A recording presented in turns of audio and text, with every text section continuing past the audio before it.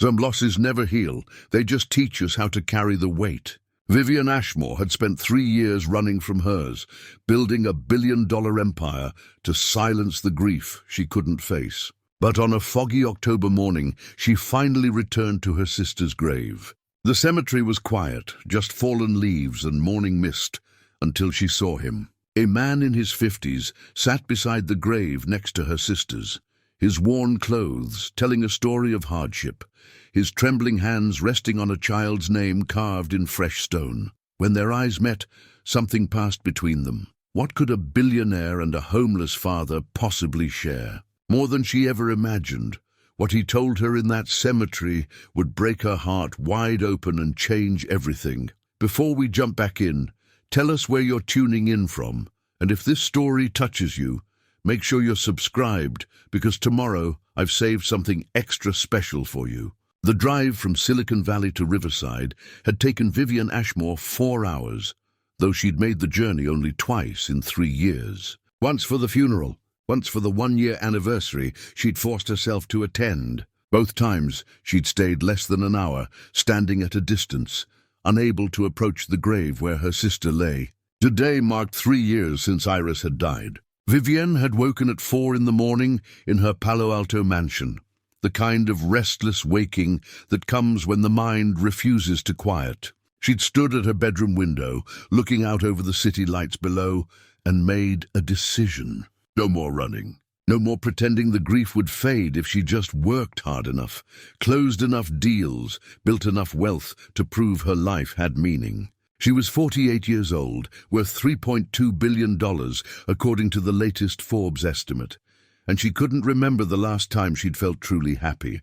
The cemetery sat on the outskirts of Riverside, a small town she'd left behind 30 years ago with a scholarship to Stanford and dreams too big for rural California. Iris had stayed. Iris had always stayed. While Vivienne built her tech empire, developing software that revolutionized data security, Iris had taught elementary school, tended her garden, and lived a quiet life that Vivienne had privately considered wasted. Now Iris was gone, and Vivienne would give every dollar she'd ever made for one more afternoon with her sister.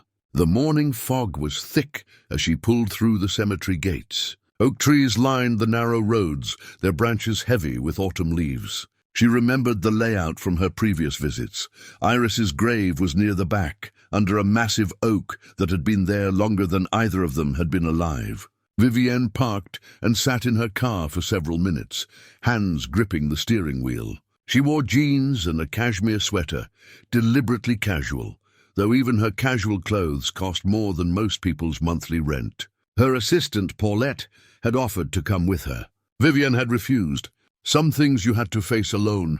She finally forced herself out of the car, breathing in the cool October air. The cemetery was silent, except for the rustle of leaves and the distant call of a crow. She followed the familiar path, her expensive boots crunching on gravel, until she reached the section where Iris rested. And that's when she saw him. A man sat on the ground beside the grave next to Iris's, his back against a headstone, his head bowed.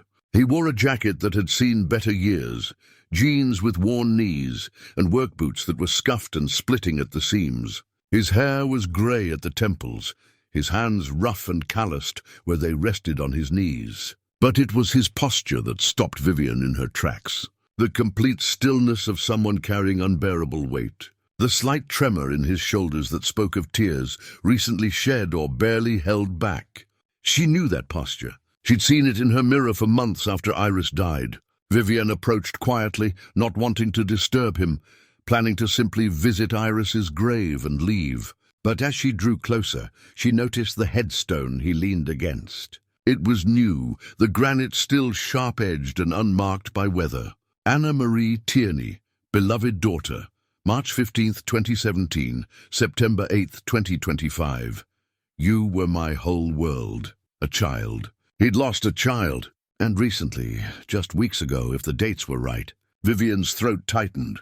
She stood frozen, unsure whether to acknowledge him or slip past to Iris's grave. But then the man looked up and their eyes met. His eyes were red-rimmed, exhausted, but there was something in them, a recognition, perhaps, of shared pain. He didn't look away, and neither did she.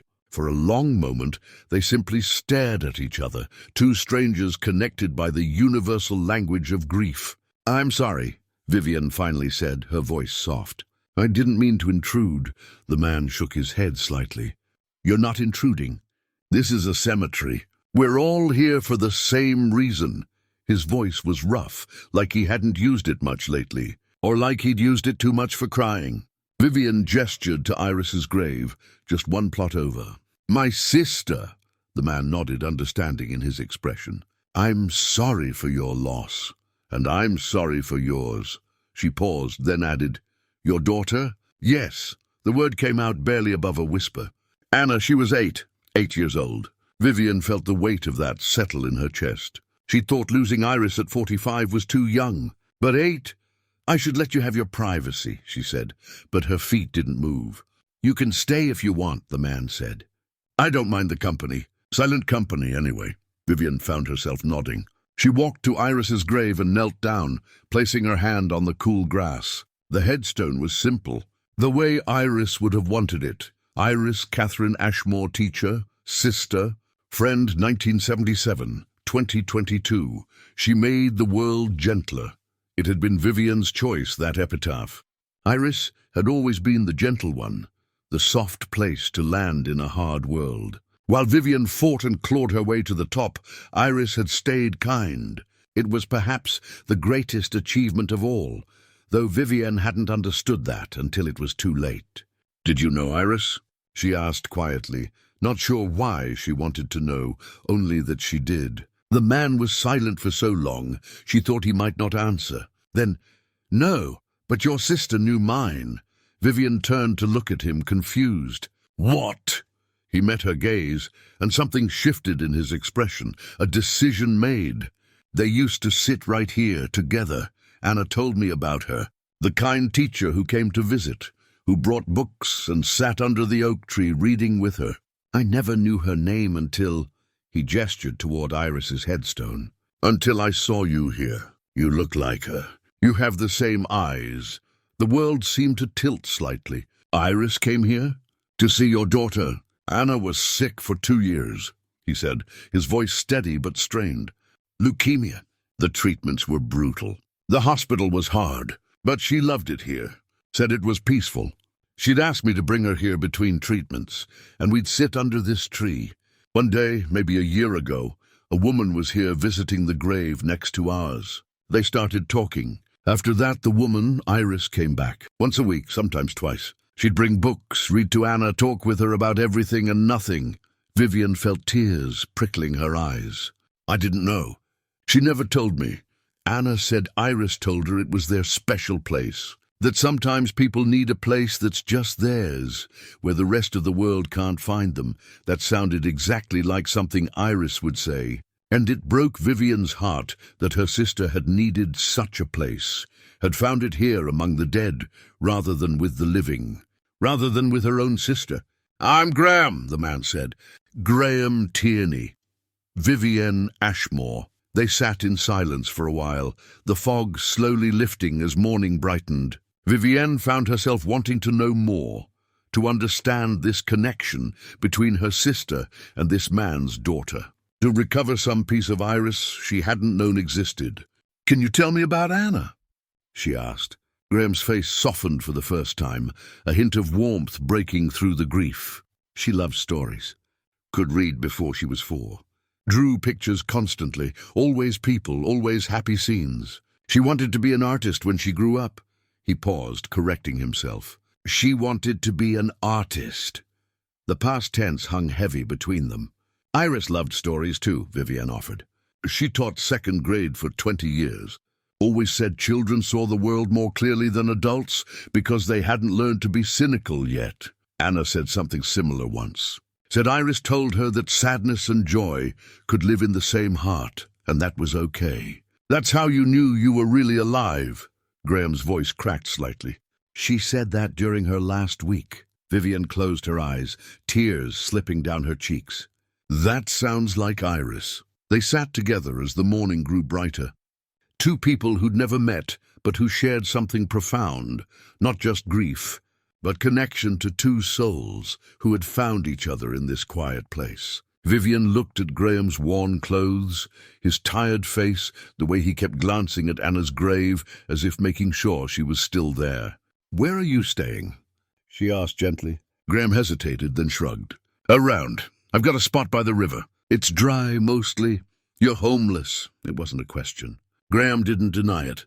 "Medical bills," he said simply. "Sold everything. The house, my carpentry workshop, my truck, everything. Thought if I could just get her through one more treatment, one more trial." He stopped, unable to continue.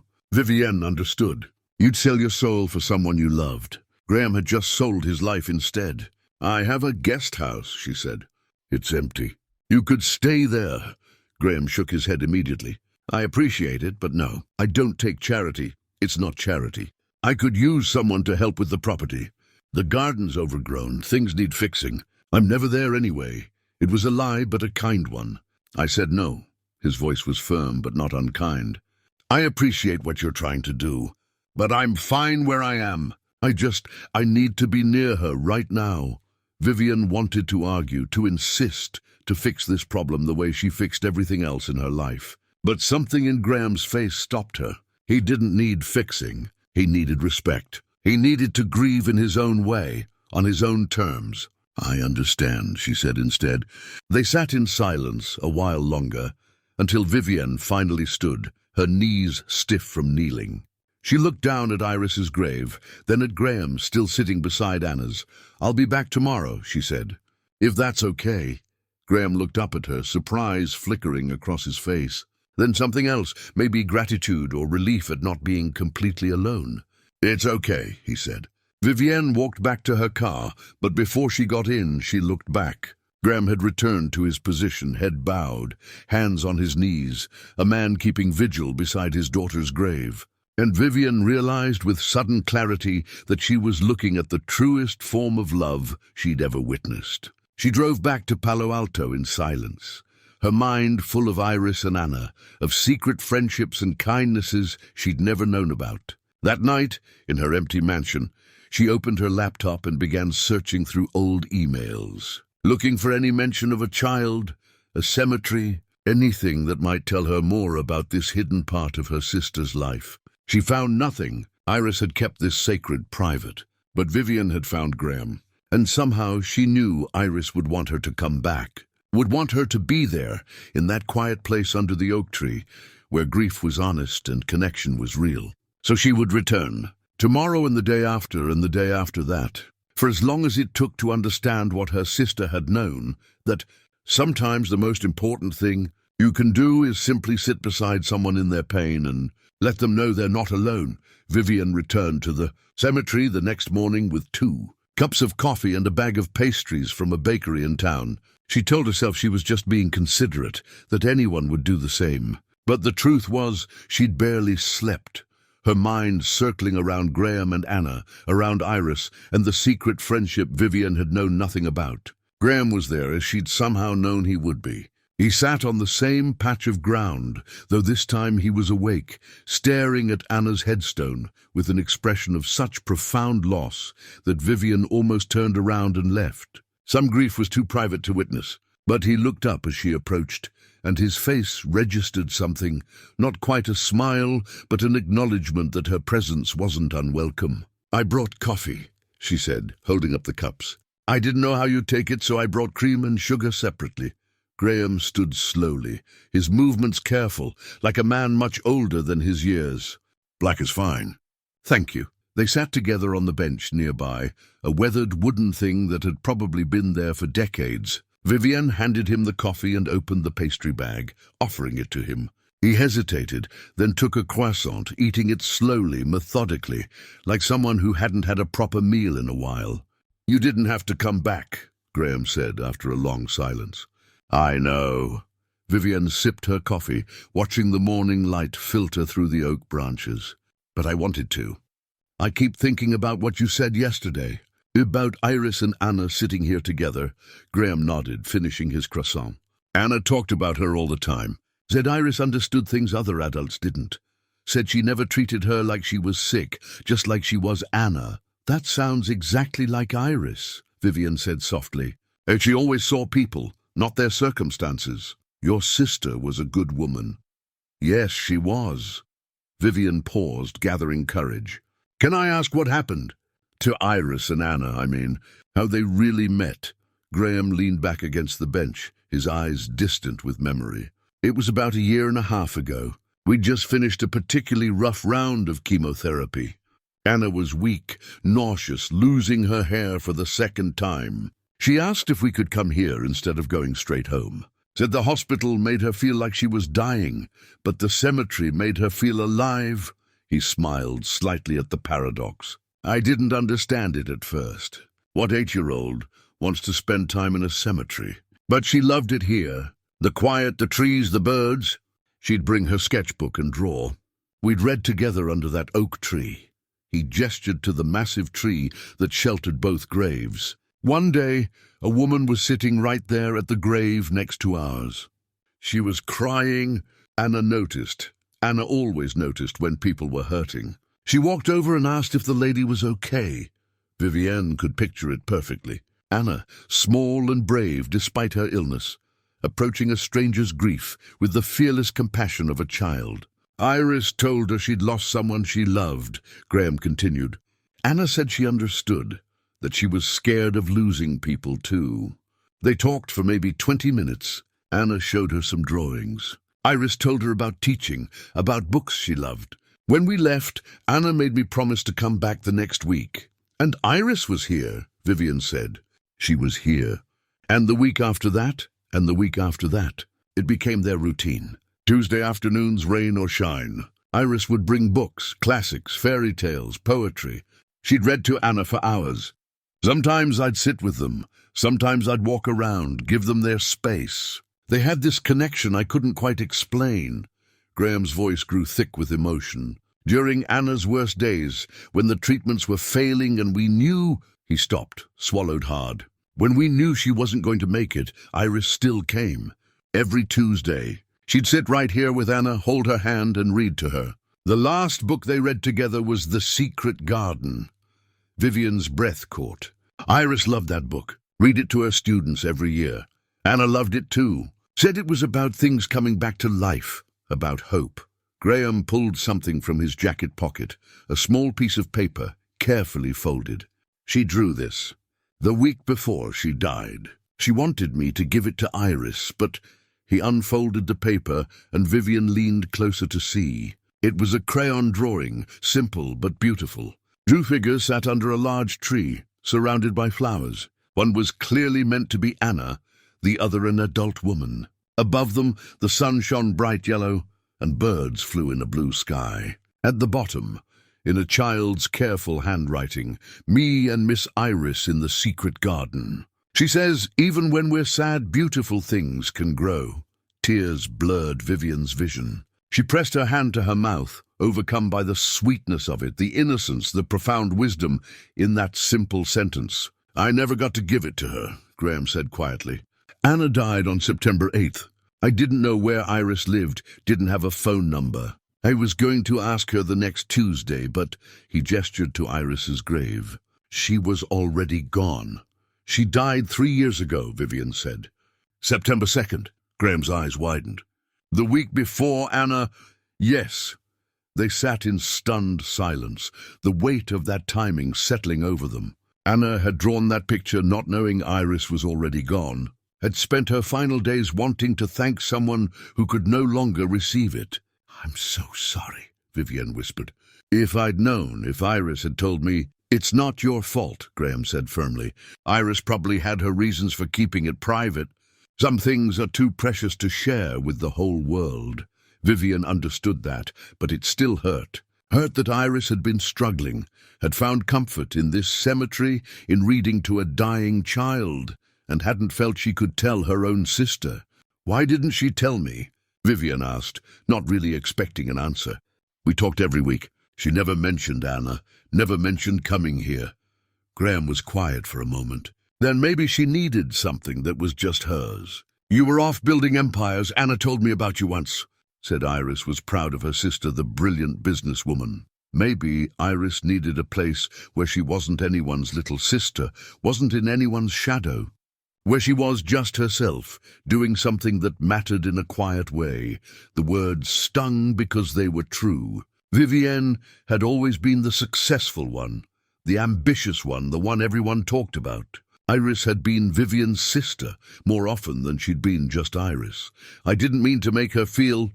Vivienne started. I don't think you did, Graham interrupted gently. I think she loved you. But I also think she needed this. Anna needed this. They found each other when they both needed someone who understood what it felt like to be in a hard place. Vivienne looked at the drawing again, at the careful way Anna had drawn the flowers, the bright sun, the smiling faces. Can I keep this? Or did you want... You should have it, Graham said. Iris was Anna's friend. You're Iris's sister. It belongs with you. Vivienne folded the drawing carefully and placed it in her purse like the treasure it was. They sat together in silence, drinking their coffee as morning turned toward afternoon. Other visitors came and went, an elderly woman placing flowers on a grave, a young couple walking slowly through the grounds, a man in a uniform paying respects to what was likely a fellow veteran. Finally, Graham spoke again. She's really gone, isn't she? Anna, I mean. I keep thinking I'll wake up and this will all be a nightmare. I know, Vivienne said. I felt that way about Iris for months. Still do sometimes. Does it get better? Vivienne considered lying, offering false comfort. But Graham deserved honesty. It gets different. The sharp edges dull a little. You learn to carry it. But it doesn't go away. Graham nodded slowly, accepting this truth. I don't think I want it to go away. If the pain goes away, doesn't that mean she's really gone? That she didn't matter? No, Vivienne said firmly. The pain fading doesn't mean she didn't matter. It means you're honoring her by continuing to live. That's what they'd want, Iris and Anna both. Is that what you're doing? Honoring Iris by living? The question hit home. Vivienne thought about her life. The empty mansion, the endless work, the relationships she'd sacrificed for success. Was she really living? Or was she just existing, going through the motions, filling the emptiness with achievement because she didn't know what else to do? I'm trying, she said finally. I'm not sure I'm doing it very well. Graham looked at her, really looked at her, and Vivienne had the uncomfortable feeling he saw through all her wealth and success to the lonely woman underneath. Maybe we can figure it out together, he said. How to keep living when the person who made life worthwhile is gone. Vivienne felt something shift in her chest, a crack in the armor she'd built around her heart, letting in the smallest sliver of light. Maybe we can, she agreed. They sat together until the afternoon sun began to slant through the trees, casting long shadows across the graves. Before she left, Vivienne looked at the hospital bracelet still on Graham's wrist, Anna's name printed in faded black ink.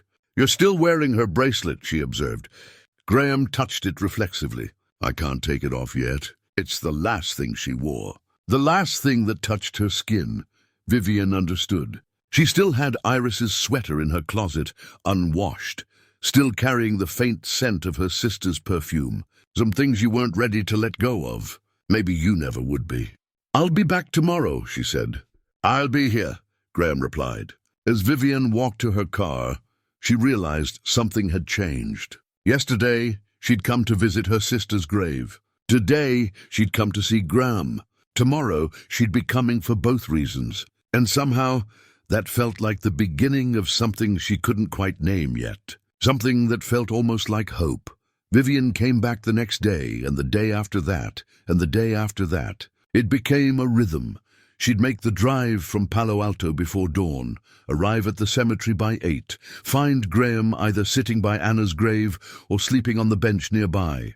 She always brought coffee and food, and he always accepted with quiet gratitude, though she could see the pride warring with necessity in his eyes each time. On the fourth day, she arrived to find him shivering in the morning chill, his thin jacket inadequate against the October cold. That afternoon, she returned with a heavy coat, weatherproof and warm, along with gloves and a wool blanket. I can't accept these, Graham said, but his hands were already reaching for the coat. You can, and you will, Vivienne replied. Iris would never forgive me if I let you freeze out here. It was the right thing to say. Graham put on the coat without further protest. They fell into a pattern of conversation. Slow, meandering talks about their loved ones, about life before loss reshaped everything. Vivienne learned that Graham had been a carpenter, a skilled one, who'd built custom furniture and cabinetry for 20 years. He'd owned a small workshop in town, had steady clients, had been teaching Anna the basics of woodworking before she got sick. I sold it all, he said one morning, his voice flat with old grief. The workshop, the tools, everything. Anna's mother, my ex-wife, she left when we got the diagnosis. Said she couldn't watch our daughter die. So it was just me and Anna, and the medical bills kept coming, even with insurance, the experimental treatments, the specialists. He shook his head. I sold the house last. Thought we'd find somewhere smaller after she beat it, after she got better. He said it without bitterness, just stating facts. But Vivienne saw the weight of it in the set of his shoulders, in the way his hands unconsciously formed shapes in the air, like they remembered building things even when there was nothing left to build. What about Anna's mother? Vivienne asked gently. She haven't heard from her since she left. 3 years, not a word. Not even when he stopped, unable to finish. I don't think about her anymore. She made her choice. Vivienne thought about her own choices, the marriage she'd ended because her husband wanted children and she wanted corner offices, the relationships she'd sacrificed for late nights at the office, the distance she'd let grow between herself and Iris, different choices, maybe, but all leading to the same place, alone with regrets you couldn't undo. On the 5th morning, Vivienne noticed the hospital bracelet still on Graham's wrist and asked about it. He looked down at it, touched the plastic band with his other hand. It's from her last admission. They put it on September 1st. She died a week later. His voice cracked. I can't take it off yet. Why not?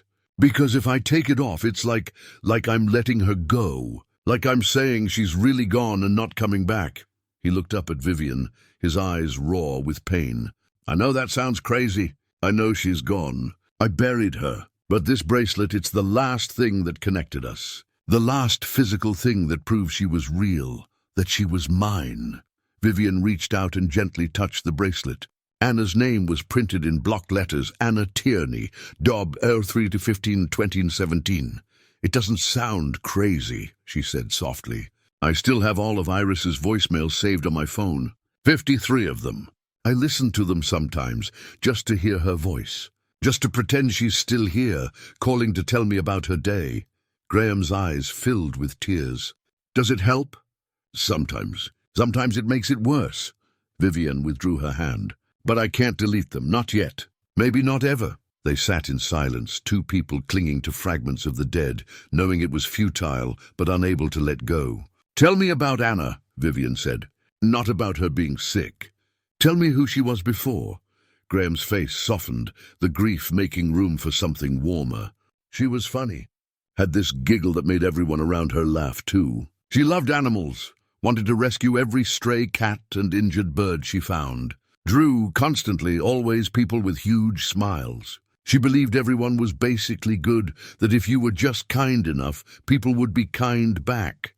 She sounds like she was a beautiful soul. She was. Too good for this world, people would say. But I hated when they said that, even though I knew they meant well.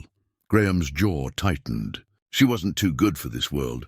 She belonged here. She deserved to grow up, to fall in love, to have dreams and make mistakes and figure out who she was. She deserved more than 8 years.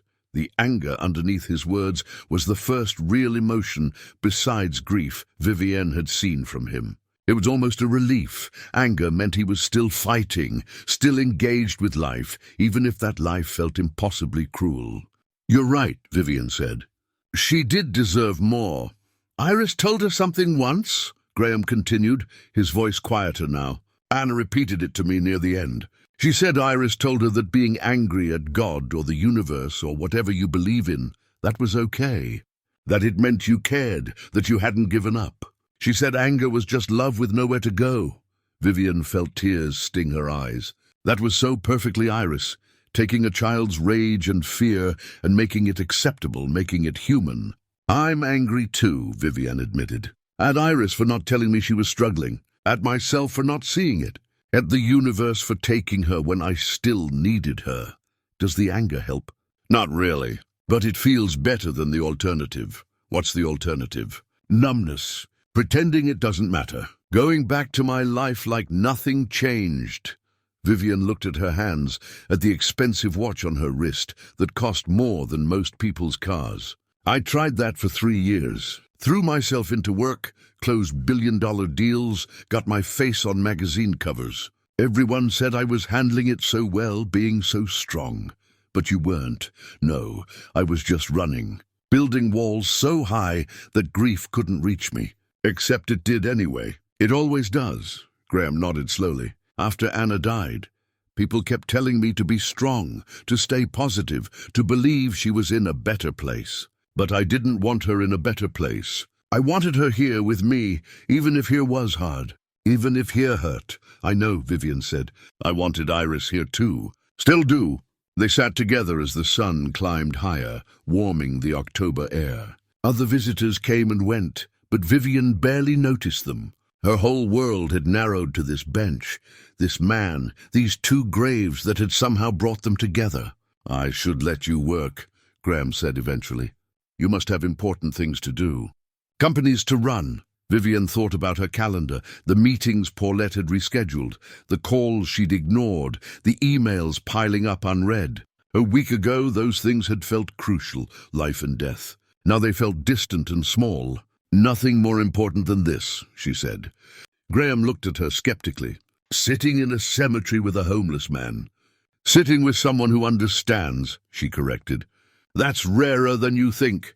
He didn't argue, just nodded, and Vivienne realized she meant it. In the past week, she'd felt more real, more present, more human than she had in years. Grief had stripped away the pretense, left her raw and honest in a way she'd forgotten how to be. Same time tomorrow?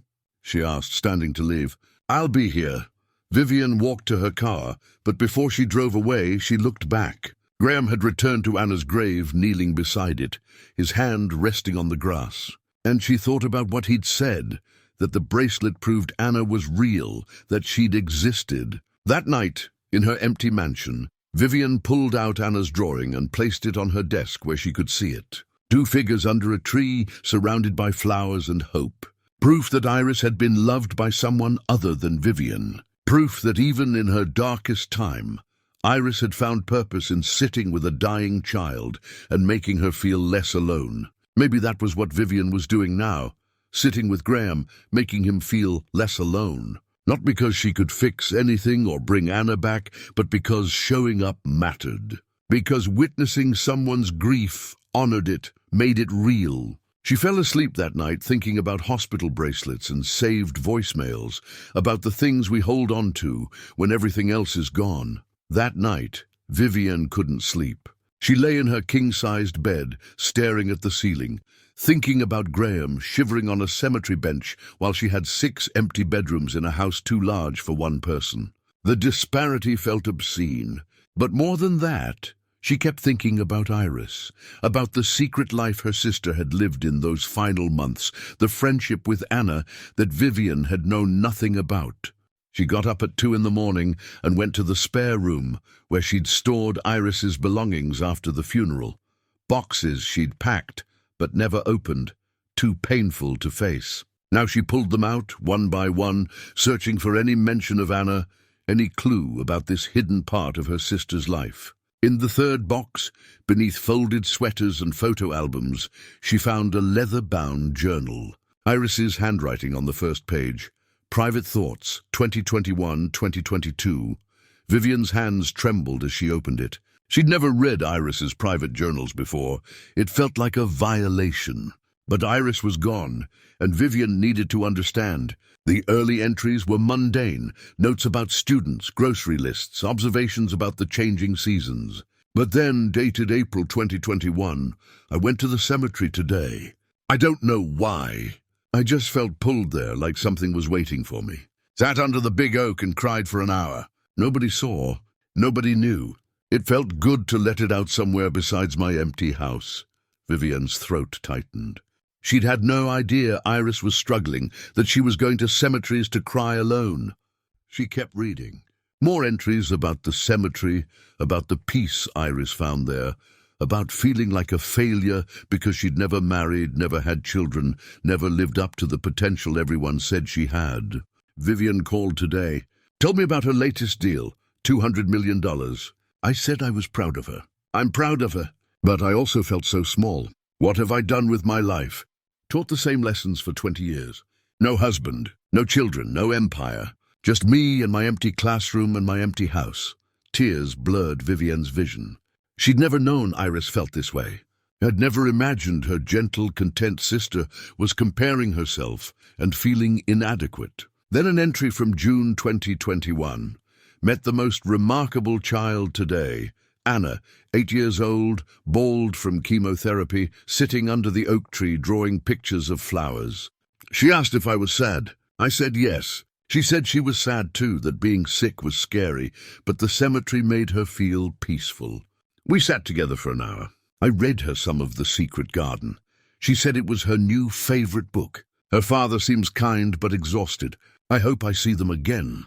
The entries continued, chronicling the growing friendship between Iris and Anna. Tuesday visits became routine. Iris wrote about the books they read, the drawings Anna made, the conversations that ranged from silly to profound. Anna asked me today if I was lonely.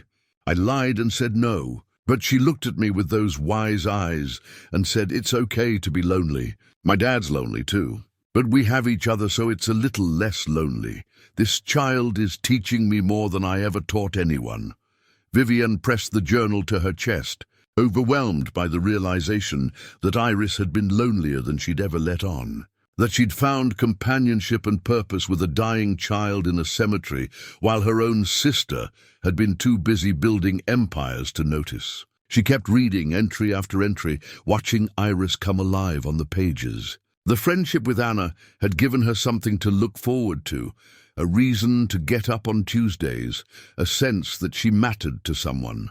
Then an entry from August 2022, just weeks before Iris died. Anna's treatments aren't working. The doctors say there's nothing more they can do. Her father is devastated. I sat with them today and we all cried together. Anna asked me to promise I'll keep reading to her until the end. I promised. How can I not? This child has given me more than she knows. She made me feel needed again. She made me feel like my life has purpose beyond just existing. The next entry was dated August 20th, 2022. I'm tired. So tired. Some days I wonder if it's worth fighting anymore. But then I think of Anna, who's fighting so hard even though she's just 8 years old. If she can be brave, so can I. Tuesday, I'll bring her Anne of Green Gables.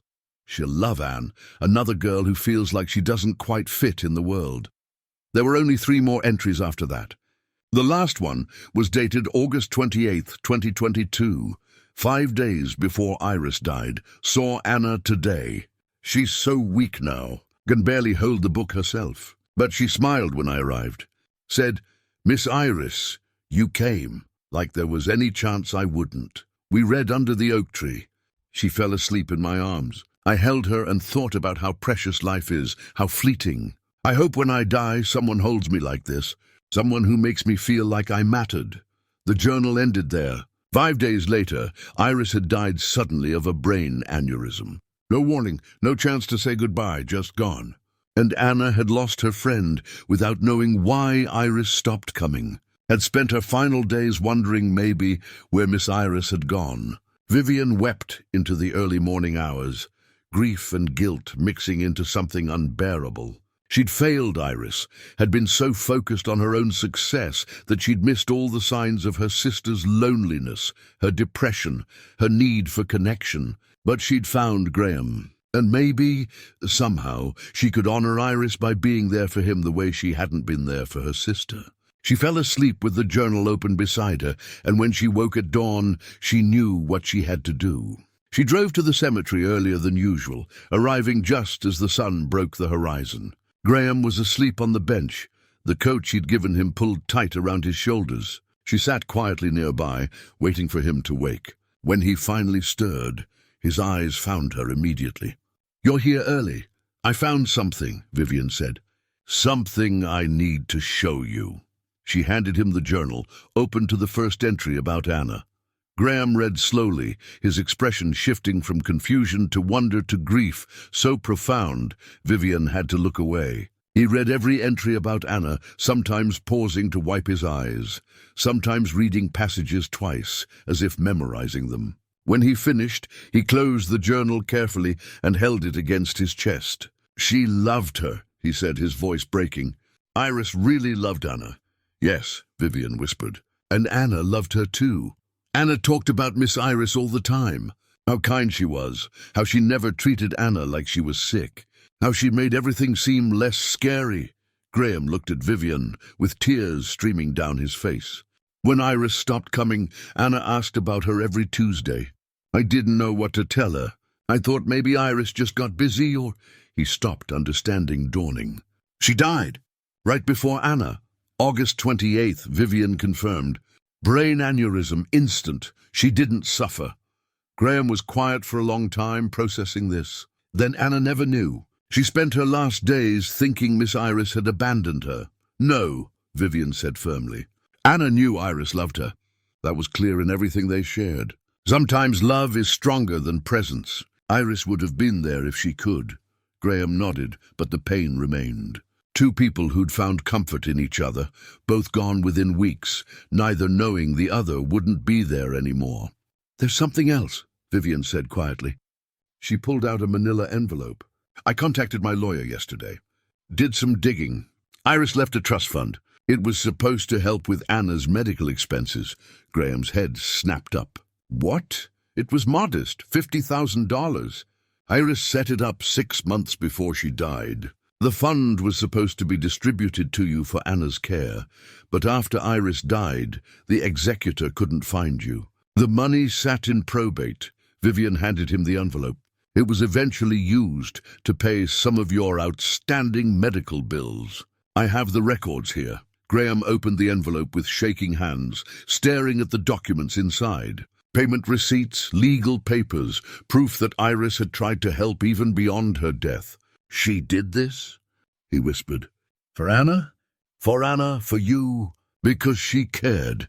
Graham covered his face with his hands and sobbed, deep, wrenching sounds that came from a place beyond words. Vivienne moved closer, putting her hand on his shoulder, letting him grieve not just for Anna, but for Iris, for the kindness he'd never known existed until it was too late to say thank you. When he finally composed himself, he looked at Vivienne with something new in his eyes, not just shared grief, but gratitude, connection. "Your sister was an angel," he said. "So was your daughter," Vivienne replied. They sat together as morning brightened into day, two people bound by the love of two souls who'd found each other when they needed it most. And Vivienne made a silent promise to both Iris and Anna. She wouldn't waste this second chance. She'd be present. She'd show up. She'd honor their memories by living the way they'd lived, with open hearts and quiet kindness. 3 days after showing Graham the journal, Vivienne made him an offer she'd been considering since the first morning she'd found him sleeping on the cemetery bench. "Come stay at my house," she said. "Not as charity, as my caretaker. The property needs work. The garden's completely overgrown. There are repairs I've been putting off for years. I'm never there anyway. I could use someone to look after things." Graham shook his head immediately. "I already told you." "I know what you told me.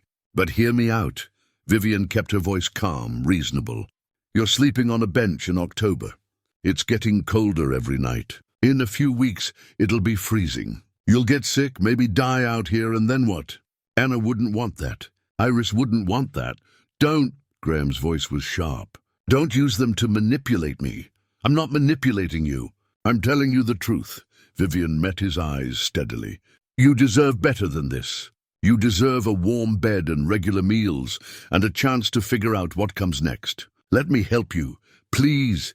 Graham looked away, jaw tight with the internal struggle between pride and necessity. Finally, he said, "If I do this, I work for it. I'm not a charity case. Fine, you work for it. The garden needs complete restoration. The fence is falling down. The guest house needs painting. There's plenty to do. And I can still come here to see Anna every day if you want. It's only 20 minutes from my house. Graham was quiet for a long moment, staring at Anna's grave as if asking permission. Then slowly he nodded. Okay, but if you start treating me like some kind of pet project, I'm gone. Deal, Vivienne said, relief flooding through her. That afternoon, she drove Graham to her estate in Palo Alto. He sat silently in the passenger seat of her Tesla, staring out at the landscape changing from rural to suburban to wealthy. When they pulled through her gates and he saw the house, a modern mansion of glass and steel set on 5 acres, he let out a low whistle.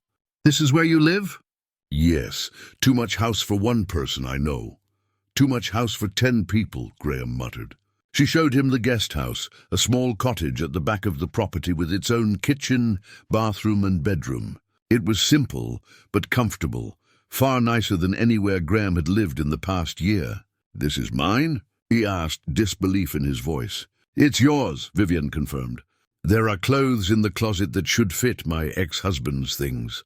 He never came back for them. And there's food in the kitchen. Make yourself at home. Graham set down his backpack, his only possession, and looked around the space like he couldn't quite believe it was real. I don't know what to say. You don't have to say anything. Just rest. Get your strength back. We can talk about the work tomorrow.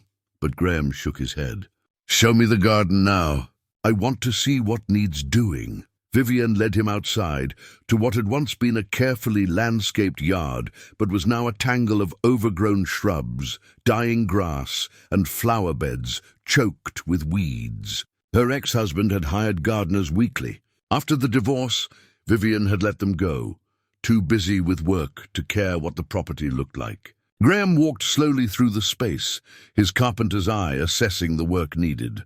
He knelt beside a flower bed, pulling away dead leaves to reveal soil beneath. This could be beautiful again, he said quietly. With time and work. Do you know about gardens? I thought you were a carpenter. I was. Graham stood, brushing dirt from his hands. But Anna loved gardens. After she got sick, I started learning about plants, thinking maybe we'd have our own garden someday, somewhere she could sit and draw and feel peaceful. His voice caught on the past tense, the dreams that would never materialize. She would have loved this space, Vivienne said gently. Yes, she would have. Graham looked at her, something shifting in his expression. Maybe I could build something here. For her, a memorial garden. Would that be all right? Vivienne felt warmth spread through her chest. I think that would be perfect. Over the next week, Graham threw himself into the work with an intensity that worried Vivienne. He started at dawn and worked until dark, clearing weeds, trimming overgrown bushes, mapping out where new plants would go. His hands, already calloused from years of carpentry, grew rougher from the soil and tools. Vivienne watched him from her home office window, neglecting conference calls to observe the way he moved through the space. Methodical, purposeful, almost meditative. She'd never seen someone grieve through physical labor before, but that's what he was doing. Each pulled weed, each trimmed branch was an act of mourning and remembering. She started joining him in the evenings after work, learning the names of plants, helping with the simpler tasks. They worked mostly in silence, the quiet companionship more valuable than conversation. But sometimes Graham would tell her stories about Anna, how she'd wanted to plant sunflowers because they were taller than her, how she'd insisted on naming every plant they saw like they were pets. She would have named every flower in this garden, Graham said one evening, a small smile on his face. Would have given them all personalities. The roses would be fancy ladies. The daisies would be cheerful friends. He stopped, the smile fading. I miss her voice. Sometimes I can't remember exactly how she sounded. I know, Vivienne said softly. I'm starting to forget Iris's laugh. It terrifies me. They sat together on the ground, surrounded by tools and dirt, two people trying to hold on to memories that were already slipping away like water through fingers. Maybe that's why we do this, Graham said, gesturing to the garden. Build something permanent, something that won't fade. Maybe, Vivienne agreed. One evening, Vivienne's assistant Paulette stopped by to drop off documents. She found Vivienne in the garden, dirt on her expensive jeans, helping Graham plant a row of lavender. "Vivienne?" Paulette stared like she'd encountered an alien. "What are you doing?" "Planting lavender." "It's Anna's favorite," was Anna's favorite. Vivienne stood, wiping her hands on her jeans. "Paulette, this is Graham." "Graham, my assistant Paulette."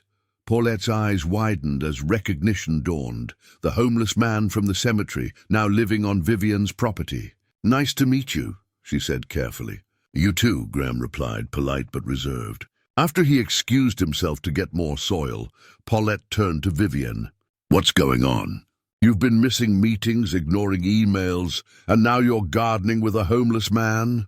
"He's not homeless anymore. He's my caretaker. Vivienne, I know what you're going to say. That I'm being reckless, that I don't know him, that this is some kind of grief-induced delusion." Vivienne met Paulette's concerned gaze. "But I'm not delusional. I'm finally awake. For the first time in 3 years, I'm present in my own life."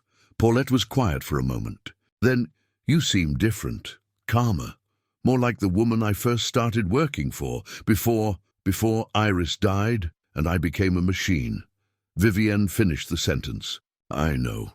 I'm trying to find my way back." Paulette looked at the garden, at Graham working in the distance, at the dirt under Vivienne's fingernails. "Okay, but be careful. Guard your heart a little. My heart's been guarded for 3 years. Look where that got me." After Paulette left, Vivienne returned to the garden. Graham had found Anna's favorite book, The Secret Garden, tucked in his backpack, and was reading passages aloud as he worked, like Anna was there listening. "Where you tend a rose, a thistle cannot grow," he read. Anna loved that line. Said it meant if you put good things in the world, bad things couldn't take root. Vivienne knelt beside him, placing another lavender plant in the soil. She was a wise soul. She was. Graham carefully packed dirt around the plant's roots. "Some days I can't believe she was real. That I got to be her father for 8 years. It feels like a dream now. She was real. And this garden will prove it." They worked until darkness fell and stars appeared overhead, building something beautiful from grief and memory and hope that healing was possible even when it seemed impossible. 2 weeks into living at the guest house, Graham asked Vivienne if he could retrieve something from storage. His old tools, he said, the ones he'd sold before Anna died, except for a few boxes he'd managed to keep, stored at a facility outside town when he could no longer afford the rent on them. "The storage company sent a final notice last week," he explained, showing her the crumpled letter. "They're auctioning everything off in 3 days if I don't clear it out." "How much do you owe them?" $400. "I don't have it, but I thought maybe I could work it off somehow, or—" "I'll pay it," Vivienne said immediately. Graham's jaw tightened. "No, I'm not asking for money." "I know you're not, but those tools are important to you. Consider it an advance on your wages." They drove to the storage facility the next morning. The unit was small, packed with plastic boxes and a few larger items covered in tarps. Graham stood at the entrance for a long moment before stepping inside, like he was entering sacred ground. He pulled back one of the tarps, revealing a wooden chest with intricate carvings on the lid. Even under the dust, Vivienne could see the craftsmanship, detailed flowers and vines, each petal and leaf perfect. "I made this for Anna," Graham said quietly. "For her 9th birthday. She never got to see it finished." He opened the chest, and inside were more treasures. A hand-carved jewelry box, a set of wooden bookmarks with different designs, a small bird sculpted from cherry wood.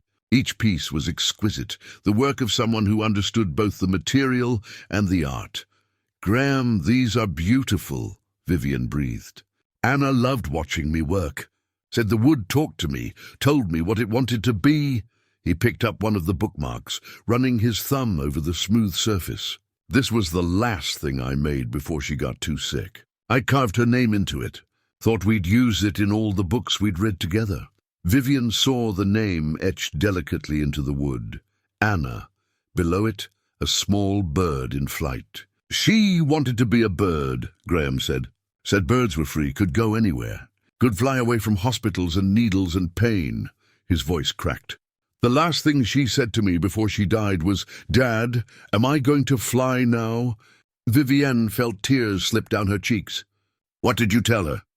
"I told her yes, that she was going to fly higher and further than any bird ever had, that she'd be free." Graham carefully placed the bookmark back in the chest. "I don't know if I believe in heaven or any of that, but I needed her to believe it, needed her last moments to be about hope, not fear."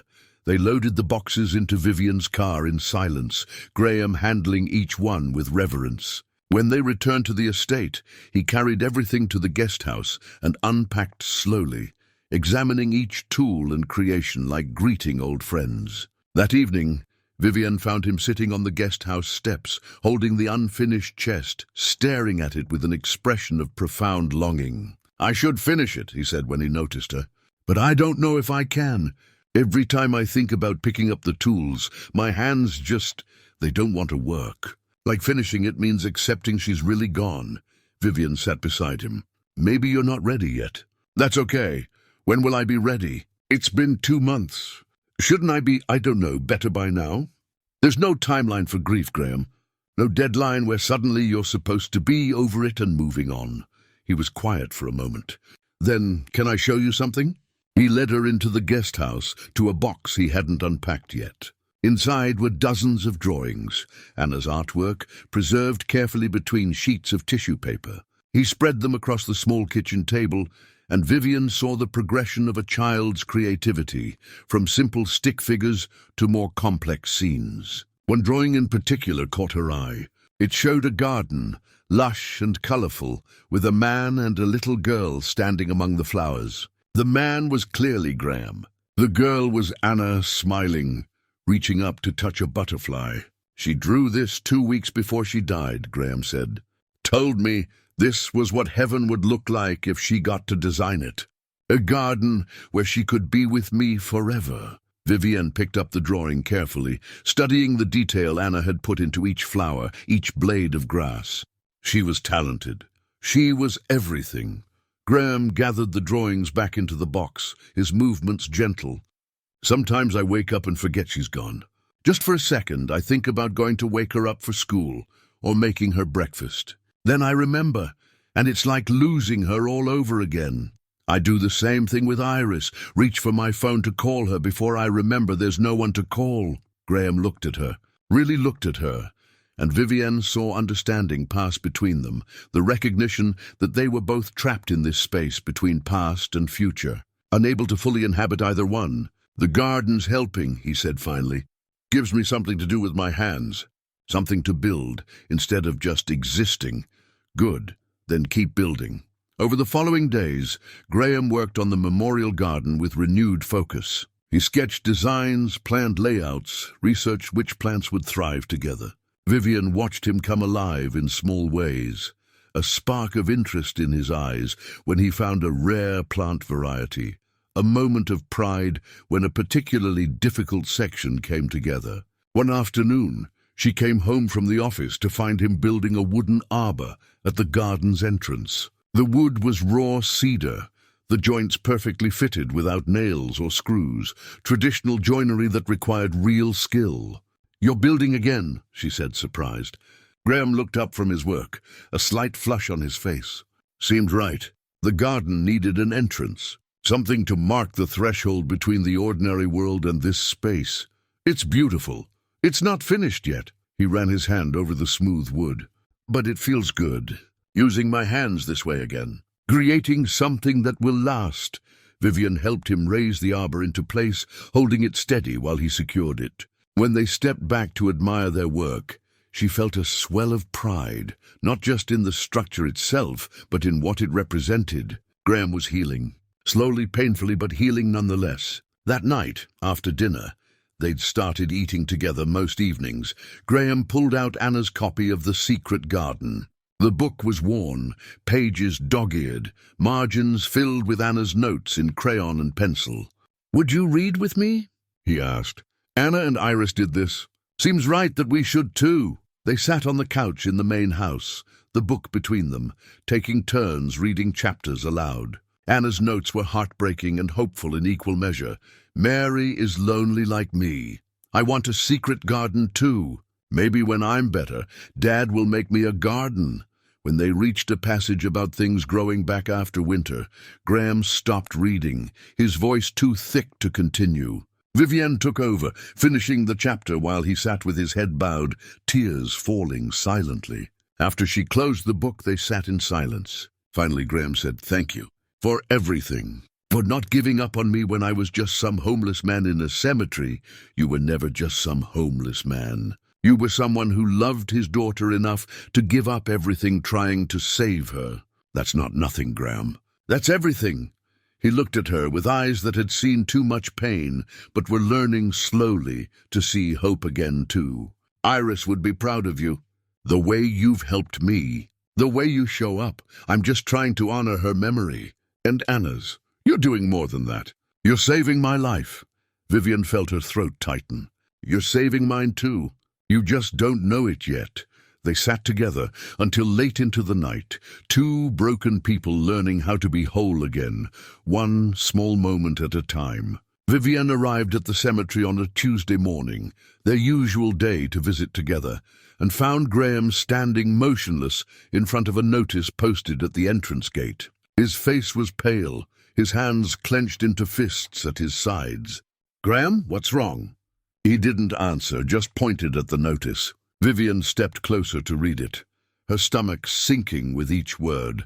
Notice of intended sale. This property has been acquired by Westridge Development Corporation. All burial plots will be relocated to neighboring facilities within 90 days per state regulations. For information regarding relocation of remains, contact. "They're selling it," Graham said, his voice hollow. "They're going to dig up Anna and move her somewhere else." Vivienne read the notice again, her business mind automatically processing the details. The cemetery had been privately owned. The owner had died. The heirs were selling to developers who planned to, she saw it in the fine print, build luxury condominiums on the site. "This can't be legal," she said. "It is. I checked." Graham's voice was flat, defeated. "California law allows it as long as they relocate the remains properly and notify next of kin. We have 90 days. 90 days before what? Before they start digging up the graves and moving everyone. Anna, Iris, all of them." He turned to face her, and the anguish in his eyes was unbearable. "This is the only place I have left of her. The only place that feels sacred. And they're going to destroy it to build condos for rich people." Vivienne felt rage building in her chest. "Let me make some calls. There has to be something we can do." She spent the rest of the day on the phone with lawyers, city officials, and historical preservation societies. The news got worse with each call. The cemetery wasn't historically designated. The sale was legal. The development company had already pulled permits. Construction would begin in 4 months. But it was her last call that made her blood run cold. "Miss Ashmore," her corporate attorney said carefully, "I need to inform you of something. Westridge Development is being funded primarily by Ashmore Capital Ventures." Vivienne's heart stopped. "What?" "Your company's investment arm approved a $50 million stake in the project 6 months ago. You're the primary investor." She felt like she'd been punched in the stomach. "That's impossible. I would have known. The board approved it while you were dealing with your sister's estate. They didn't want to burden you with routine investment decisions. It's all in the quarterly reports." Quarterly reports she hadn't read in months. She'd been so lost in grief, so checked out from her own company, that she'd let the board make major decisions without her oversight. "Pull out," she said immediately. "Withdraw our investment. Kill the deal. Miss Ashmore, we can't just... I don't care. Find a way." She hung up and called her board chair, demanding an emergency meeting. Within 2 hours, she was sitting in her conference room, facing 8 board members who looked increasingly uncomfortable. "The cemetery project," Vivienne said without preamble. "We're pulling out." "That's not possible," said Richard Chen, the CFO. "We have contractual obligations. If we pull out now, we forfeit the entire investment plus penalties. We're talking $75 million. I don't care about the money. The shareholders will care," another board member interjected. This is a projected 300% return over 5 years. It's one of our best investments." Vivienne stared at them, these people she'd worked with for years, and realized they didn't understand. Couldn't understand. To them, this was just numbers on a spreadsheet. They had no idea what that cemetery meant, what they were destroying. "That land is sacred," she said quietly. "There are families who visit their loved ones there. People who have nowhere else to go to feel close to the people they've lost. It's unfortunate," Richard said, "but it's also legal and profitable. Our duty is to the shareholders. Our duty is to be decent human beings first. With all due respect, Ms. Ashmore, you've been distracted lately. Missing meetings, delegating decisions, spending time on personal projects. The board has been covering for you, but this is exactly why we need you focused. We can't make emotional decisions based on personal feelings." Vivienne stood slowly, rage and heartbreak warring inside her. "If you won't pull out of this deal, I will resign as CEO and publicly oppose it." The room went silent. Richard leaned forward, his expression hardening. "If you resign, your shares revert to voting shares controlled by the board. You'll have no say in company decisions, and the project will continue anyway. Then I'll fight you in court. I'll go to the media. You'll destroy the company you built," Richard interrupted. "And for what? A cemetery that's going to be developed either way? Be realistic, Vivienne. This is business." She looked around the table at faces that were professionally sympathetic, but ultimately unmoved. These were people she'd hired, mentored, worked beside for years. And not one of them understood why this mattered. "Meeting adjourned," she said coldly and walked out. She drove straight to the cemetery, where Graham was still sitting beside Anna's grave. The sun was setting, casting long shadows across the headstones. He looked up as she approached, and she saw in his eyes that he already knew something was wrong. "I have to tell you something," she said, her voice shaking. "And you're going to hate me." Graham stood slowly. "What is it?" "The development company, Westridge. They're being funded by my company, by me. I'm the primary investor in the project that's going to destroy this place." She watched his face change, watched the trust drain away and be replaced by something harder. "Betrayal. You knew." His voice was dangerously quiet. "No, I swear I didn't know. The board approved it months ago when I wasn't paying attention. I just found out today. Your company is going to dig up my daughter's grave to build condos, and you didn't know?" He took a step back from her. "How do you not know something like that?" "I was grieving. I wasn't focused on work. I let them make decisions without me." Convenient excuse. "It's not an excuse, it's the truth." Vivienne felt tears streaming down her face. "Graham, please. I told them to pull out. I threatened to resign. But they won't, so resign. Kill the deal." "I can't. If I resign, they get control of my shares. The project continues anyway. I'd have no power to stop it." Graham stared at her, his expression a mix of pain and anger and something that looked almost like pity. "So, what you're telling me is that your money is going to destroy the only place I have left of Anna, and there's nothing you can do about it?" "I'm going to fight them. I'll find lawyers. You're a billionaire and you can't stop your own company from desecrating my daughter's grave." Graham's voice rose. "What was all of this then? The guest house, the garden, the friendship. Was it guilt? Were you trying to make yourself feel better about what your money was going to do?" "No. Graham, that's not... I think you should leave."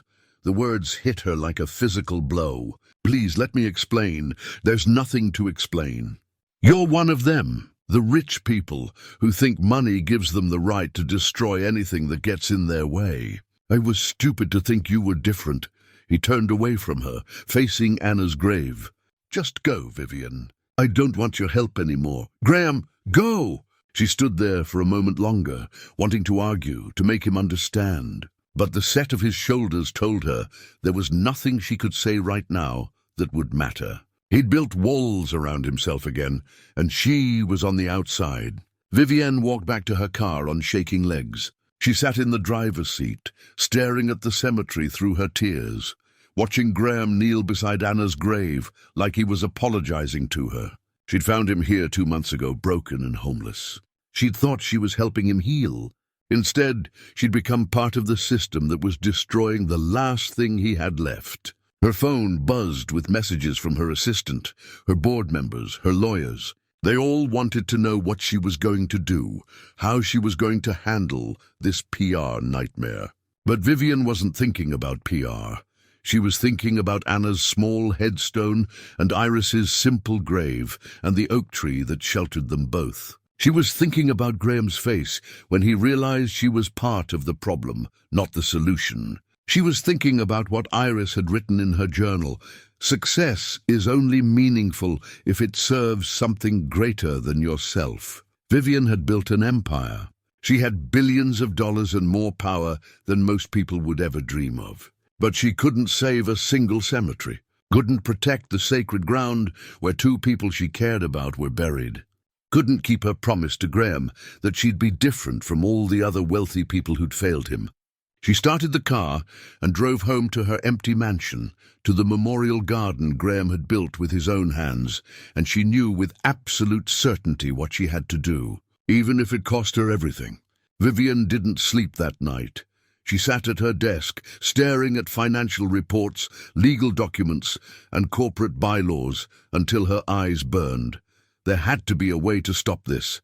Some loophole, some strategy, some move she could make that would save the cemetery without destroying everything she'd built. But every path led to the same conclusion. She couldn't have both. At 3 a.m, she opened Iris's journal again, reading through every entry until she reached the last one. Her sister's final written words, 5 days before she died. "I hope when I die, someone holds me like this. Someone who makes me feel like I mattered." Vivienne closed the journal and made her decision. She called her lawyer at 6 a.m. before he'd even left for the office. "I need you to draft my resignation, effective immediately. And I want to purchase the cemetery property outright before the sale to Westridge closes." "Vivienne, that's not advisable. If you resign, you lose control of the company, and purchasing the property will require at least $20 million, maybe more. The sellers will know you're desperate." "I don't care. Draw up the papers. Think about this. Sleep on it. Don't make impulsive decisions." "I've been thinking about it all night. This is the most clear-headed decision I've made in years." She hung up and began the process of dismantling her own empire. By noon, she'd called an emergency shareholder meeting. By 2 p.m, she was standing in front of her board again, but this time she wasn't asking for anything. "I'm resigning as CEO of Ashmore Capital, effective immediately," she announced. "I'm also selling my controlling shares back to the company at current market value." The room erupted. Richard stood up, his face red. "You can't be serious. Do you understand what this will do to the stock price, to investor confidence?" "I understand perfectly, but I'm not asking for your permission. This is about that cemetery," another board member said. "You're destroying a billion-dollar company over a piece of land that's going to be developed anyway." "No," Vivienne said calmly. "I'm leaving because I finally understand what matters.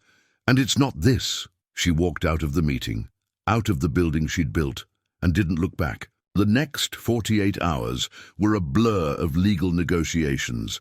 The cemetery owners were thrilled to sell directly to her. She offered them $25 million, well above Westridge's offer.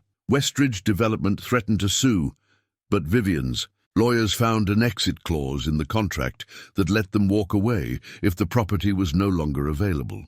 Her company's stock dropped 15% when news of her resignation broke. Financial news outlets ran stories about her breakdown and erratic behavior. Former colleagues called her crazy. Shareholders threatened lawsuits. Vivienne ignored all of it. She had one priority now, saving that cemetery. But through it all, Graham wouldn't answer her calls, wouldn't respond to her messages. When she drove to the cemetery, he wasn't there. When she went to the guest house, he'd cleared out his belongings. He was gone. Paulette found her sitting in the memorial garden 3 days after her resignation, staring at the empty guest house. "He left?" Paulette asked gently. "He left.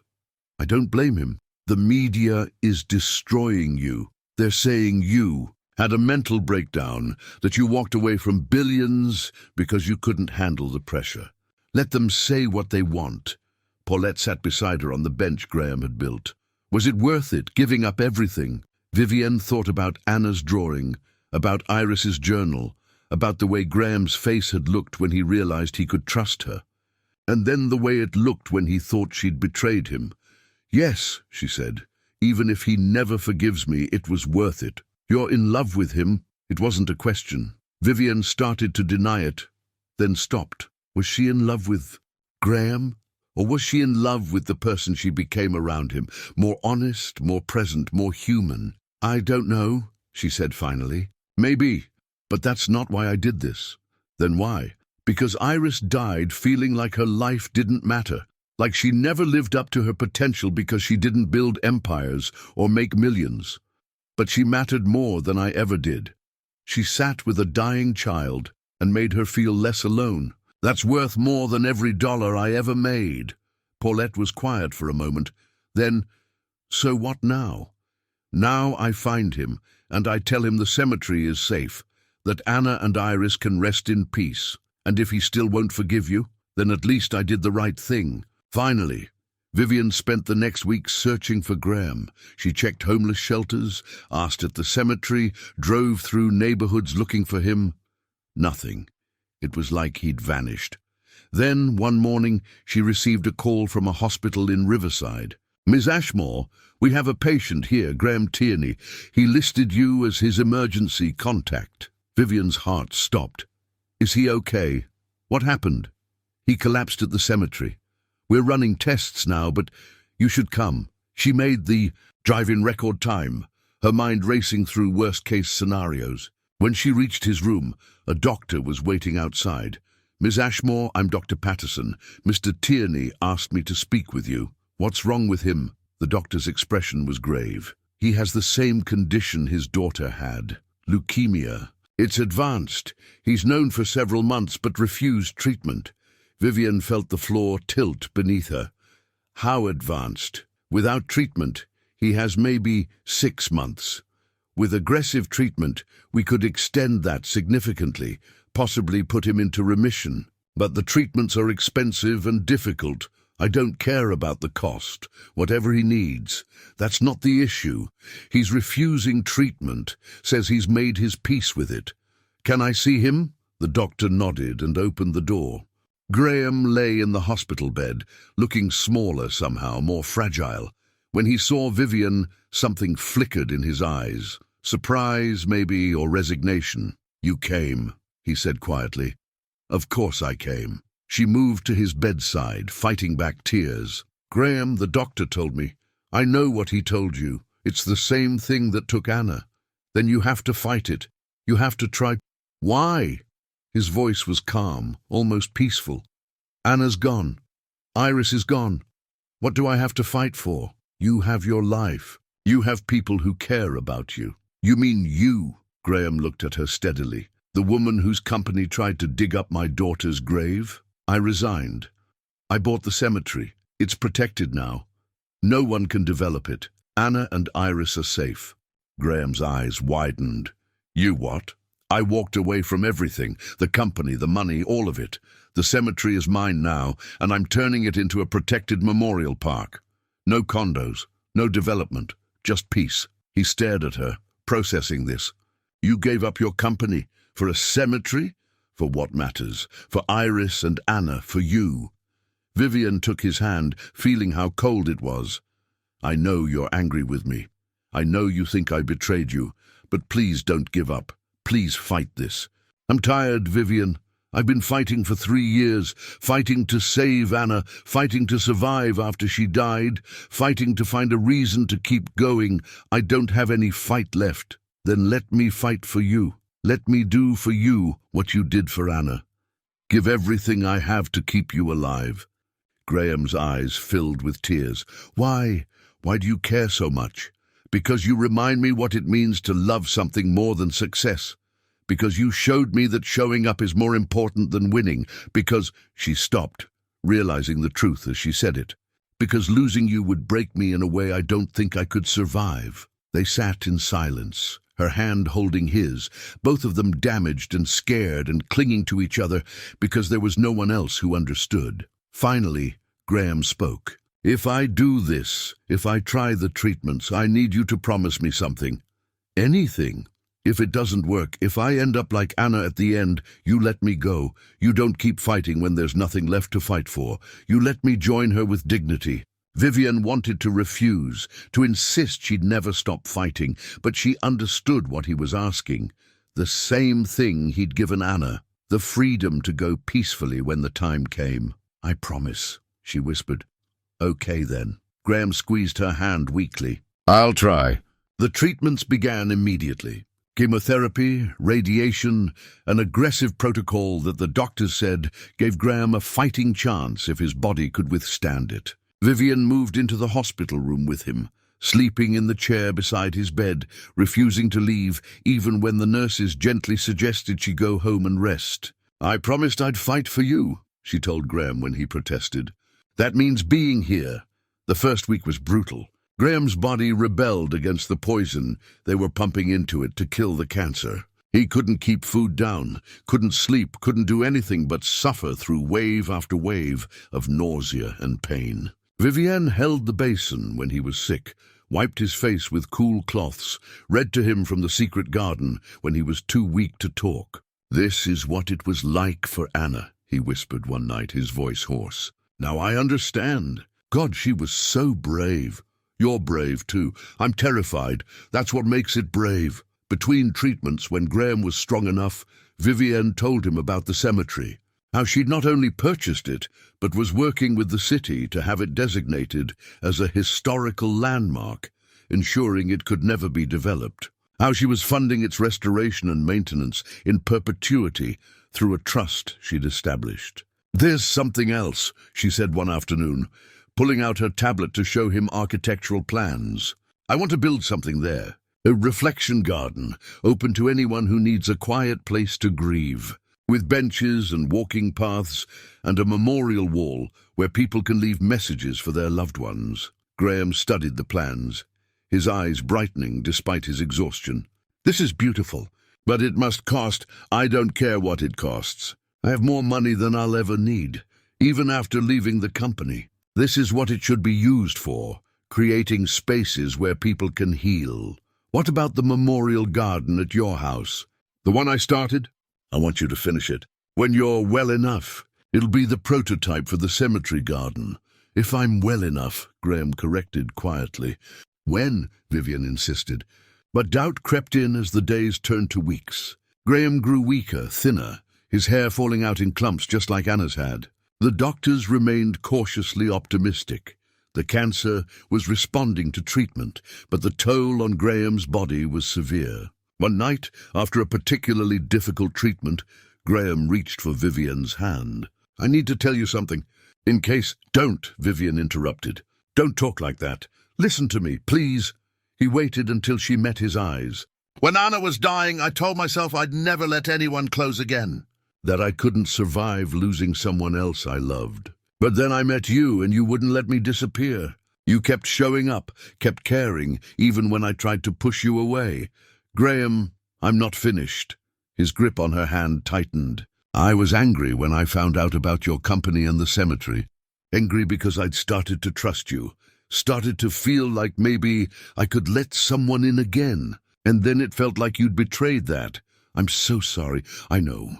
And I understand now that you didn't know, that you did everything you could to fix it. But what I really need you to understand is that you didn't just save the cemetery. You saved me. You gave me a reason to fight when I'd given up. You reminded me that life can still have meaning even after losing everything." Tears streamed down Vivienne's face. "You did the same for me. I was just going through the motions, building empires to avoid feeling anything real. You showed me what actually matters." Graham pulled her closer, and she carefully climbed onto the narrow hospital bed beside him, resting her head on his shoulder. They lay together in the dim room, listening to the beep of monitors and the distant sounds of the hospital. "Promise me something else," Graham said softly. "What?" "If I don't make it, finish the garden anyway. Make it beautiful. Make it a place where people like us, people who've lost everything, can find peace. You're going to make it. You're going to finish it yourself. Promise me anyway." Vivienne lifted her head to look at him, seeing the fear beneath his calm exterior. "I promise. But you're going to be there with me. We're going to build it together." Graham touched her face gently, his hand trembling. "I hope you're right." They fell asleep like that, wrapped around each other, two broken people trying to become whole. And outside the hospital window, the first snow of November began to fall, covering the world in quiet white, making everything look clean and new and possible. In the morning, the doctors would come with test results. They would either show improvement or decline, hope or the beginning of the end. But for now, in this moment, they had each other.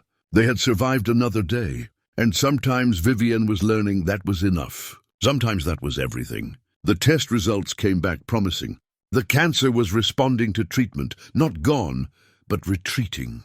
The doctors used words like encouraging and cautiously optimistic.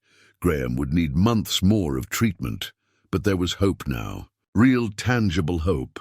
Vivienne cried when she heard the news, great heaving sobs of relief that she couldn't control. Graham held her hand and cried too, both of them releasing weeks of fear and tension. "You're going to make it," Vivienne whispered. "You're going to live." "Maybe," Graham said, but he was smiling. "Maybe I am." They kept him in the hospital for another 2 weeks, monitoring his progress, adjusting medications. Vivienne barely left his side, conducting what remained of her business affairs from his room via laptop and phone. She'd established a foundation, the Anna and Iris Memorial Foundation, dedicated to helping families facing medical crises. The irony wasn't lost on her that she was now doing for others what she wished someone had done for Graham. Paulette visited regularly, bringing updates and documents that needed signing. She'd taken to Graham immediately, charmed by his quiet dignity and dry humor that emerged as he grew stronger. "You know," Paulette said one afternoon while Graham was sleeping, "I've worked for you for 8 years. This is the happiest I've ever seen you." "I gave up everything," Vivienne said. "My company, my reputation, billions of dollars, and gained everything that actually matters," Paulette smiled. Iris would be proud. When Graham was finally released from the hospital 3 months after his collapse, Vivienne drove him home, not to the guest house, but to the main house. She'd prepared the downstairs bedroom for him, knowing stairs would be difficult while he recovered. "You don't have to do this," Graham protested weakly. "I know, I want to." He was too tired to argue. The treatments had left him weak, gaunt, a shadow of the man she'd first met at the cemetery. But his eyes were clearer now, looking toward a future instead of dwelling in the past. Over the following weeks, as winter gave way to early spring, Graham slowly regained his strength. He started with short walks around the property, then longer ones. He'd stand at the edge of the memorial garden they'd started together, studying it with a carpenter's eye, making mental notes of what still needed to be done. One morning in late March, Vivienne found him in the garage, sorting through his old tools. "Oh, what are you doing?" she asked. "I think I'm ready," he said simply. "Ready to finish Anna's chest. Ready to work again."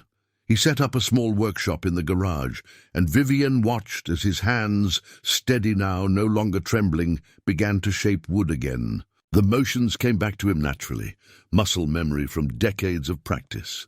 He worked slowly at first, carefully, but with growing confidence. The chest took shape over several weeks. Graham added new details. A carved bird in flight on the lid, flowers around the edges, Anna's name in elegant script. It was a masterpiece, a father's love rendered in cherrywood and patience. When it was finished, he brought Vivienne to see it. "It's beautiful," she breathed, running her fingers over the smooth surface. "Anna would have loved it. I made it for her 9th birthday. She never got to turn 9. Graham's voice was steady now, sad but no longer breaking. "But I finished it anyway. Because she deserves to be remembered as more than just a sick child. She was creative and funny and brave. She was everything."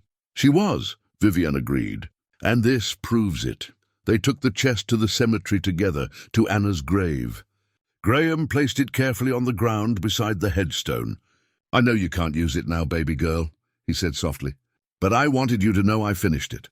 I wanted you to know I kept my promise. They sat together under the oak tree, and Vivienne realized how much had changed since that first foggy October morning. The cemetery was officially protected now, designated as a historical landmark. Construction had begun on the reflection garden, Graham's designs brought to life by skilled workers. The memorial wall was already up, covered with messages from grieving families who'd found comfort in this place. I never thought I'd want to live after Anna died, Graham said, breaking the comfortable silence.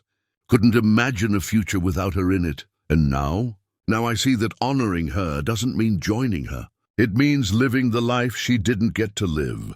Being brave like she was, finding joy even in the hard moments. He looked at Vivienne. She would have liked you. She would have said you have kind eyes. I wish I could have met her. In a way you did. Through Iris, through me, through this garden we're building together. They visited Iris's grave next, placing fresh flowers on the headstone. Vivienne touched the carved letters of her sister's name, no longer drowning in grief, but carrying it with grace. I understand now, she said, what you were doing with Anna, why it mattered so much to you. You weren't just reading to a sick child. You were teaching her that even in the darkest times, beauty still exists. That stories matter, that she mattered. That's exactly what Iris did for Anna, Graham said. And what you did for me.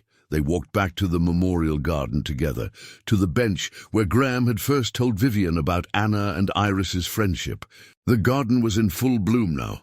Lavender and roses, daisies and sunflowers, all the flowers Anna had loved. The wooden arbor Graham had built stood at the entrance, weathered now but strong, marking the threshold between the ordinary world and this sacred space.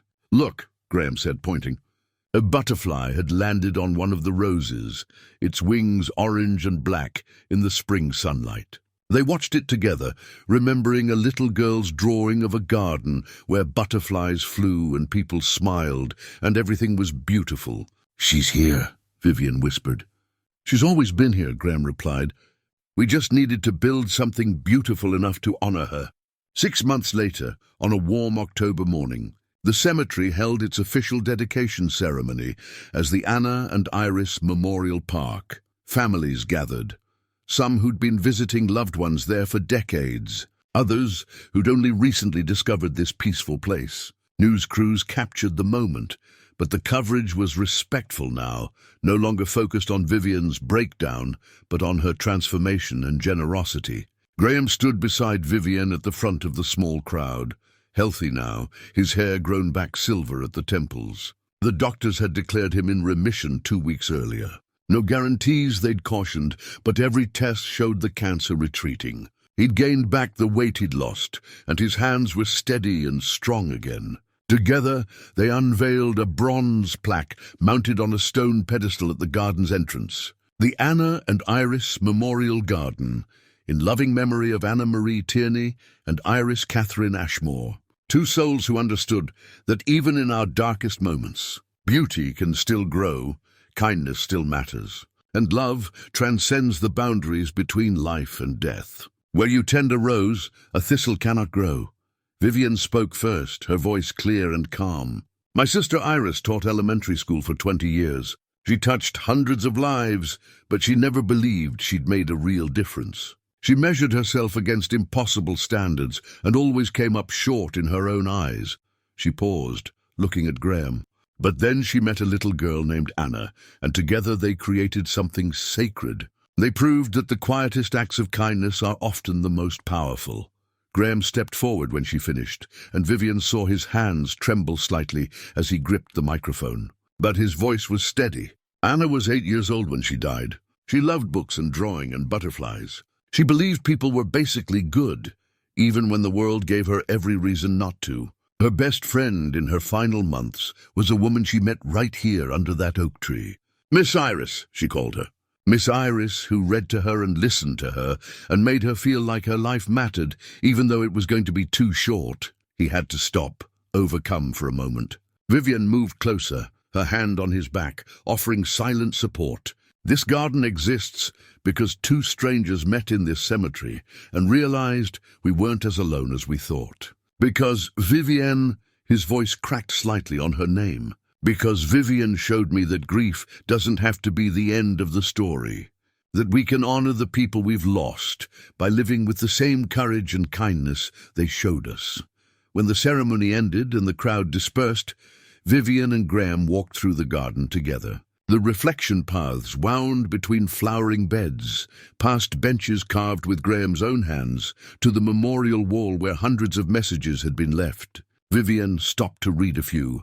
To my husband John, I miss you every day, but sitting here I feel close to you again. For my baby girl, who I only got to hold once, you were loved. You mattered. Mom, thank you for everything. I'm trying to live the way you taught me. Each message was a testament to love that endured beyond death, to connections that couldn't be broken by something as mundane as mortality. They walked to their spot, the bench under the oak tree between Anna's and Iris's graves. Graham had carved a new sign that hung from the tree branch above, the Anna and Iris Memorial Garden. He'd installed it that morning, a surprise for Vivienne. It's perfect, she said, tears in her eyes. They sat together in comfortable silence, watching leaves drift down in the autumn breeze. Paulette had stayed for the ceremony, but left them alone now, understanding they needed this moment. I have something for you, Graham said, pulling a small wooden box from his jacket pocket. It was intricately carved, about the size of his palm, with flowers and vines decorating the lid. Vivienne opened it carefully. Inside was a ring, not expensive or flashy, just a simple silver band with a small inscription inside, "Where you tend a rose." It's not an engagement ring, Graham said quickly. I know this is still new and we're still figuring things out.